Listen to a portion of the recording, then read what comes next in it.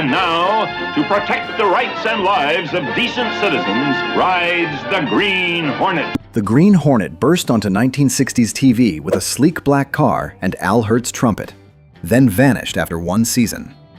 Behind the masks were deeper mysteries. You're about to discover 10 shocking secrets, from costly cars to chaos and a strange finale.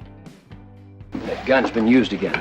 What? A messenger for a brokerage house, carrying $5,000 in negotiables. Number 10. The Criminal Good Guy. Ever wonder why Britt Reed couldn't just team up with the cops like Batman did over on ABC's other crime-fighting show? Here's the twist that made the Green Hornet completely different from every other TV hero of the 60s, and it was absolutely brilliant. The Green Hornet was officially listed as a wanted criminal on police records, deliberately maintaining his reputation as a master villain to infiltrate the criminal underworld. This wasn't just a gimmick, it was strategic genius that let him get inside the mob's operations while the real gangsters trusted him completely, never suspecting a newspaper publisher was taking them down from within. The cops he was secretly helping had to chase him through the streets, guns drawn and sirens wailing, creating the perfect cover for his double life.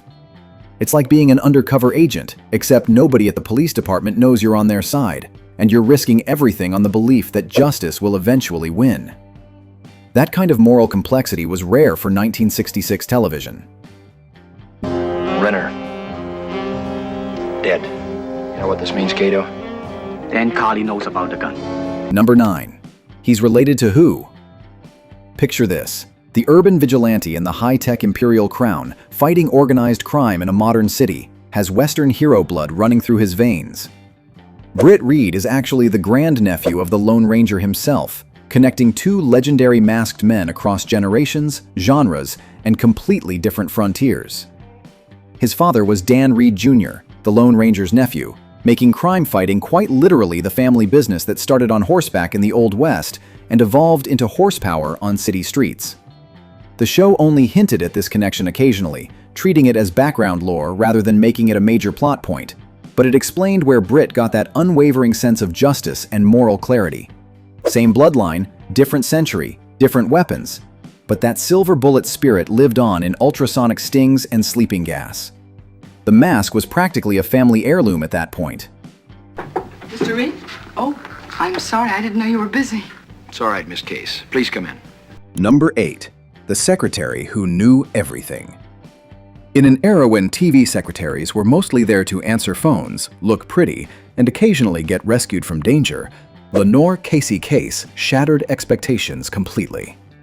Wendy Wagner's character was one of only 2 people, besides the district attorney, who knew Britt Reed's double life as the Green Hornet, making her part of an incredibly exclusive inner circle. She wasn't accidentally stumbling onto clues or needing rescue from this week's villain. She was actively managing communications from headquarters while our heroes took down mobsters and racketeers in the field. Casey combined effortless 60s style with genuine operational importance, making her an integral part of every mission's success rather than just set decoration. She kept the Daily Sentinel running smoothly while keeping the biggest secret in the city, coordinating between Britt's publisher persona and his vigilante activities, and she did it all in heels.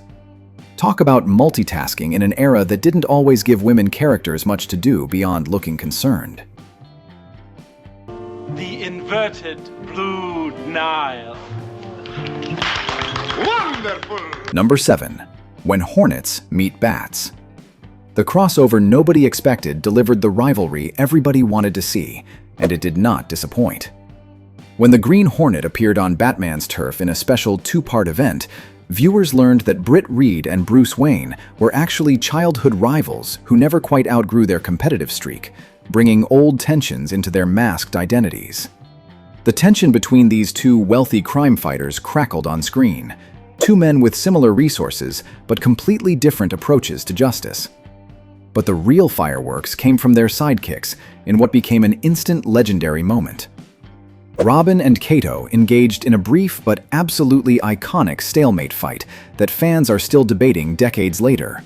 Who would have won if they'd kept going and fought to the finish? Unfortunately, we'll never know, and the network probably wanted it that way to avoid alienating either show's fanbase. But that unanswered question might be the crossover's most brilliant legacy. keeping fans arguing at conventions even today.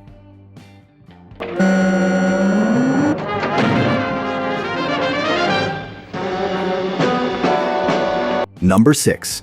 The sting that did everything. Forget about killing bad guys. The Green Hornet had a strict, non-lethal code that made him a different kind of hero in an era of gunfights and explosions.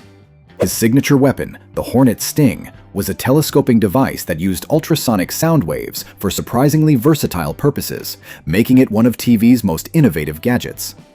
Need to open a locked vault door where the mob's keeping their ledgers? The Sting could do it with precision. Want to set something on fire as a distraction while you slip away into the shadows? The Sting handled that too, no problem. And when dialogue failed with criminals who thought they were negotiating with a fellow villain, he'd use it as an intimidation tool that proved more effective than any gun. Paired with his famous gas gun that fired non-injurious sleeping gas, Britt Reed cleaned up the streets without spilling blood or leaving bodies behind. It was ingenious 60s sci-fi that kept the show family-friendly while the body count in real mob wars climbed higher every year. Parents could let their kids watch without worry, even as the plots dealt with genuinely dark criminal enterprises.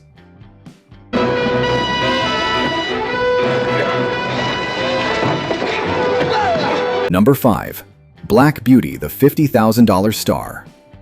That stunning, customized 1966 Chrysler Imperial Crown wasn't just another TV prop car rolled out for action scenes. It was a legitimate engineering marvel worth more than most Americans' houses at the time. The production spent a massive $50,000 having legendary customizer Dean Jeffries build Black Beauty from the ground up, sparing absolutely no expense. The finish alone required 30 coats of metal flake, pure black, and green pearl of essence lacquer, all meticulously hand-rubbed to a high gloss that looked absolutely perfect on color television sets across America. But Beauty was more than paint deep in this case. Functional infragreen headlights that could see in the dark, rotating license plates to avoid identification, and hidden brushes behind the rear tires that swept away tracks so enemies couldn't follow their escape route. While Batman drove a flashy conversion with flames shooting out the back, the Green Hornet rolled in understated elegance with gadgets that actually worked and served tactical purposes. The difference said everything about how these two heroes approached their missions. One wanted to intimidate, the other wanted to disappear.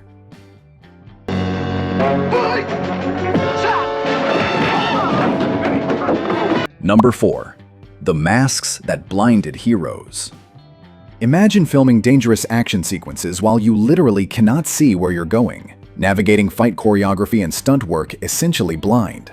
That's exactly what Van Williams and Bruce Lee faced initially because the original masks looked stylish but had catastrophic design flaws that nobody caught until filming started. Those angular, aesthetically striking masks left both actors effectively blind during fight scenes, car chases, and rooftop confrontations, creating genuinely hazardous conditions on set. The prop department scrambled to fix the problem before someone got seriously injured, eventually creating new versions specifically molded to each actor's face for better visibility and safety.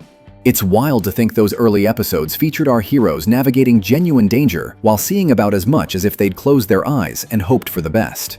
Talk about commitment to the role, or maybe just proof that 60s TV production moved too fast to test everything properly before cameras rolled. Health and safety standards weren't quite what they'd become in later decades. The Green Hornet!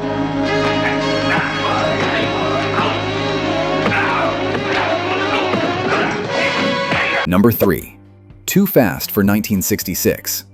Bruce Lee possessed martial arts skills so advanced that 1960s television technology literally could not keep up with him, creating a problem nobody had anticipated. The cameras filming at 24 frames per second turned his lightning-fast punches and kicks into indecipherable blurs on screen, making fight choreography nearly impossible to capture in a way audiences could follow. Lee was forced to deliberately perform his techniques in slow motion, essentially censoring his own legendary abilities, just so audiences could actually see what Kato was doing to the bad guys. Imagine being so incredibly skilled that you have to dumb down your talent for the technology to register it properly on film. This wasn't just about looking good on camera. Lee was operating at a level that wouldn't be properly filmed and appreciated until cameras evolved a decade later with higher frame rates. No wonder Hong Kong audiences went absolutely wild for him when they saw even this slowed-down version of his abilities. They recognized they were watching something special, even when Lee was holding back half his speed. You get that address, Kato? 1265 Main. Then let's move. Maybe this is what we've been waiting for. Number 2. America canceled, Hong Kong crowned. While American networks pulled the plug after one season due to mediocre ratings and declining viewership, something completely unexpected happened halfway across the world. The Green Hornet became a massive cult phenomenon in Hong Kong, but not for the reasons American producers intended or expected. Bruce Lee's portrayal of Kato was so overwhelmingly popular that the show was unofficially rebranded and marketed there as The Kato Show, relegating the actual title hero to sidekick status in promotional materials. Van Williams got completely sidelined in the Hong Kong consciousness, while Lee became a bona fide superstar, the main attraction that audiences tuned in to see every week. This bizarre cultural flip anticipated Lee's explosive martial arts film career that would make him an international icon, and proved that sometimes the valet steals the entire show. American audiences wanted traditional heroes in the classic mold, but Hong Kong recognized they were watching the birth of a legend who would change action cinema forever. It's a reminder that sometimes greatness gets recognized elsewhere first before coming home. I warn you, any attempt to interfere with me will imperil your entire city. Number 1. The Alien Invasion Finale. After 25 episodes of mobsters, racketeers, and underworld infiltration, stories grounded in crime drama reality, how did the Green Hornet end its run? With aliens invading Earth. Seriously, this actually happened. The final episode, Invasion from Outer Space, featured reports of an extraterrestrial spaceship landing, which turned out to be an elaborate hoax orchestrated by human greed. A mad scientist named Dr. Mabaus staged the entire UFO sighting as a distraction to steal a nuclear warhead. A plot twist so bizarre, it felt like the writers opened a completely different show's script by accident. This sudden sci-fi detour for a series built on gritty crime drama was absolutely wild, giving viewers a finale that nobody could have predicted when the season started. One week, you're dismantling protection rackets and exposing corrupt politicians. The next, you're hunting fake aliens and stopping nuclear theft from a crazy scientist. That's how you go out swinging, even if the swing comes from left field somewhere in outer space. Maybe they knew cancellation was coming and decided to get weird with it.